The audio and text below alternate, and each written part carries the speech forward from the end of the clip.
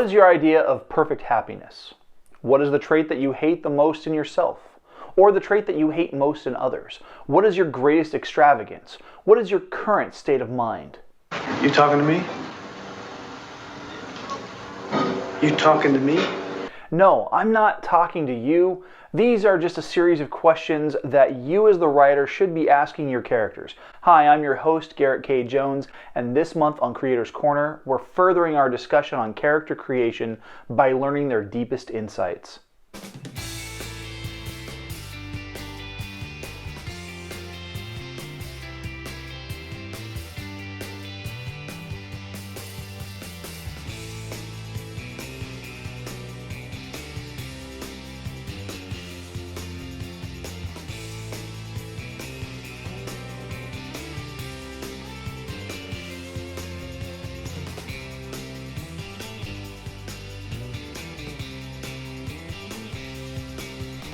Hey, happy Saturday, everybody. I'm going to keep the opening announcements short, sweet, and to the point.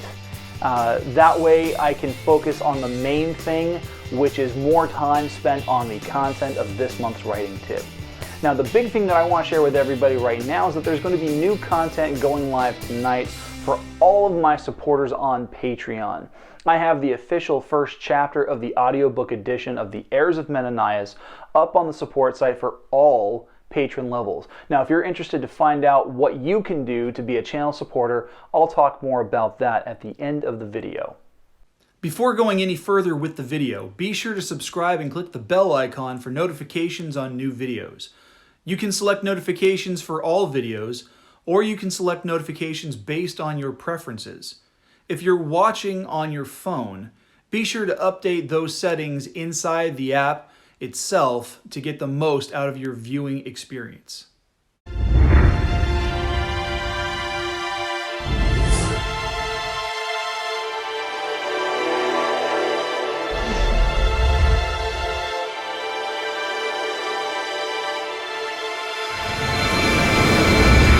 So this month, we are continuing our discussion on character development and character creation. After last month's video, I realized that there was so much more that needed to be said and so much more that needed to be addressed when it comes to creating fresh and real characters. Namely, getting deeper insight into how they function as people, because that's ultimately what we want to do. Like I said last month, the devil is in the details, and that brings me to a man named Proust, not Faust. Marcel Proust was a French author from the late 19th century, early 20th century. He developed a series of 35 questions that every author can, and I believe should, ask their characters. Now, you don't have to ask all of these questions if you don't want to, but I recommend that you do, because these questions really break down the nitty-gritty details of your characters, and they help you explore their id, ego, and superego. The trick is to put yourself in the character's place and answer as if you were them. Now, I'm going to use the characters from my books, specifically my character Asher, as an example. I'll use a random number generator and pick 3 questions out of Proust's list.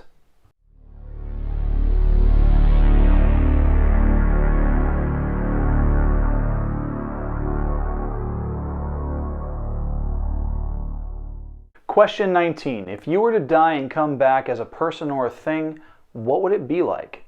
I have died many times. The first time when I was 20. King Krondrak murdered me because he didn't appreciate his daughter loving a peasant monk. He killed her too, just because she stood in his way. I came back to life, but she didn't. I had power I didn't want. I didn't deserve it. I came back with voices in my head, not mine, but the source, the sentient consciousness of all my people's ancestral knowledge. I could hear every injustice and unbalanced presence of evil in the world.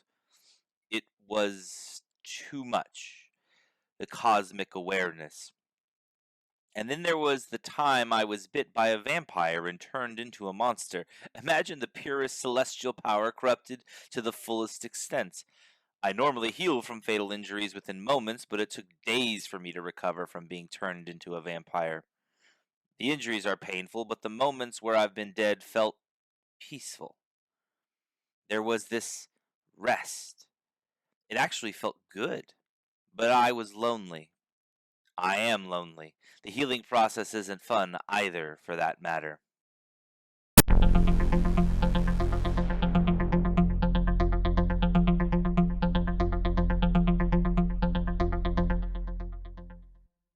Question 26. What do you value most in your friends? I value honesty and trust in my friends.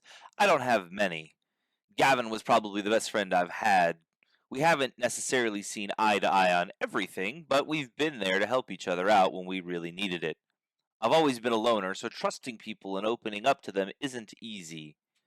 My adoptive father was a good man, a man of faith, and while I never shared that faith while growing up, I use him as the standard for the friends I chose.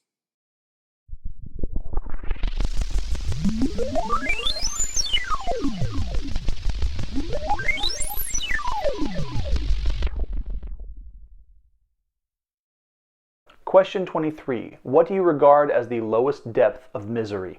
The lowest depth of misery is losing the people that I love. I have loved 2 women in my life. Kendra was the first. I loved her so deeply even though it was forbidden. When her father killed us, it broke my heart when I woke up and she didn't.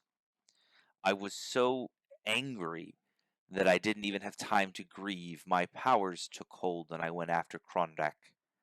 I was compelled to serve justice because he didn't just kill his own daughter.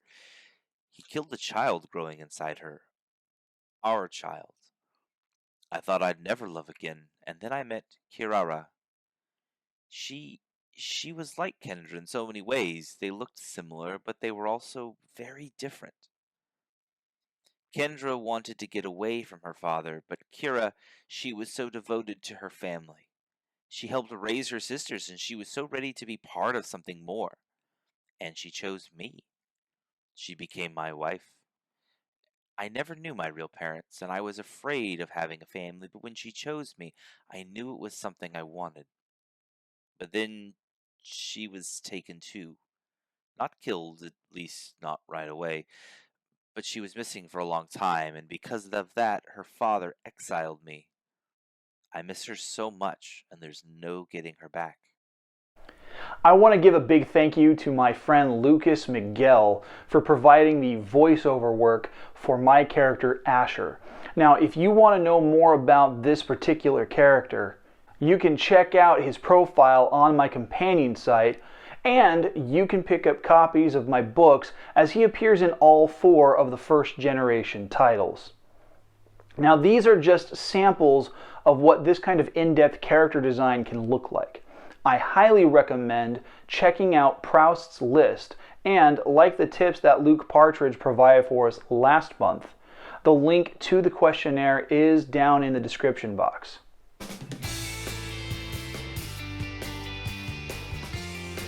Hey, thanks for watching.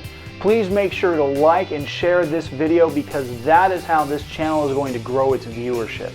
Now, if you're able to do so, please consider becoming a channel supporter over at patreon.com/gkjpublishing, where you'll have a choice of one of 4 support tiers.